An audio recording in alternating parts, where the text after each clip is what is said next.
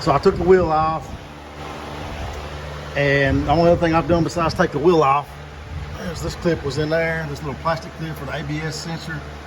Pop that out. There was another one right there.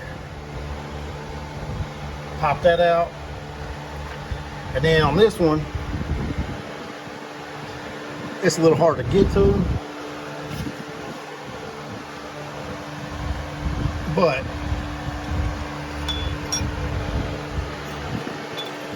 this right here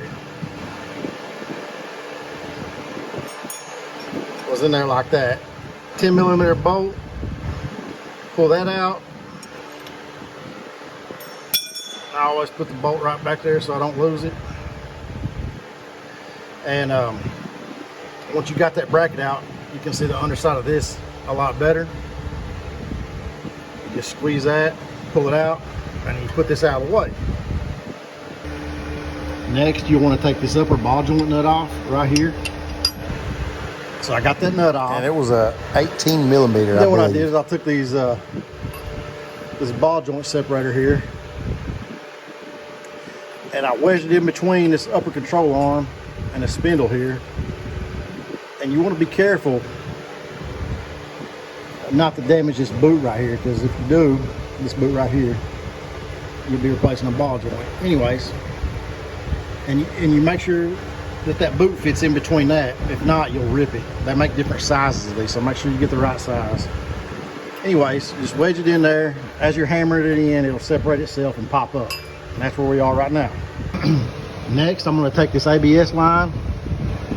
I'm going to tuck it out of the way. I'm not going to pinch it anywhere or anything. I'm just going to tuck it out of my way. Next, you take a 15mm socket, impact and extension. It should fit right in there.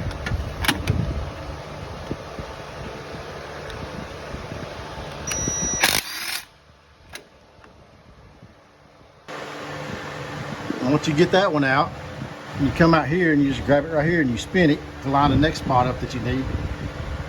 And you take them all out. I think there's 6 of them. And again, they're 15mm.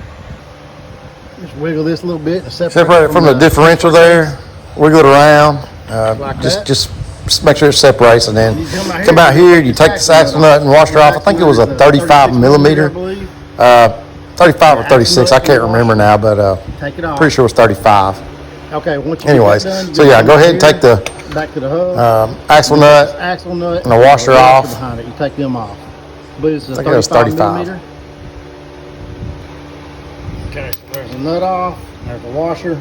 Your new CV axle should come with new nut and washer. Always use a new nut and washer. Don't reuse your old ones unless you're in an absolute bind and you have to. Okay, next you're going to grab this in. You're going to push it in, and you're going to pull it down. You're trying to pull it out. It's going to slide. This is going to slide right out. I won't be able to do that on camera because I only got 2 hands and I need them both. But you will too. But that's basically what you're trying to do. You're going to have to pry this plastic piece up or whatever out of the way. No big deal.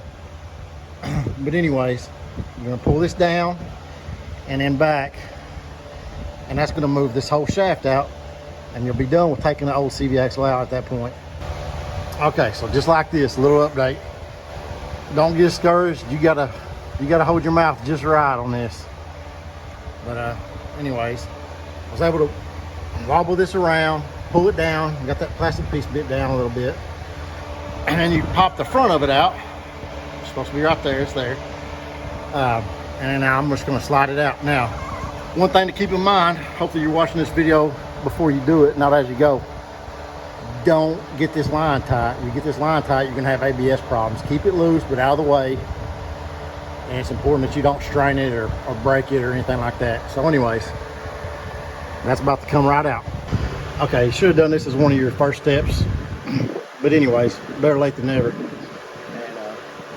I got lucky. It didn't mess anything up on mine, but you can learn from my mistakes and still do yours right. So this is your brake hose here. See, it's a little tight.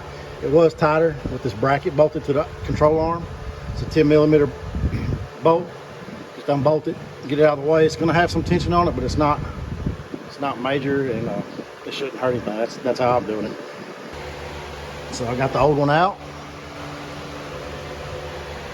There's the new one. There's the brand part number, GM8228. Had a lifetime warranty on it. I think it was $159 or something like that. So you can see the differences, but overall, I think it's got a lifetime warranty. So worst case scenario, I'll just do it again. Now to put it in, I'm gonna do everything I just did except backwards. So what I've done here is I fished this through. No, I fished it out backwards to take it out. This is the new one. I fished it in back from the back side.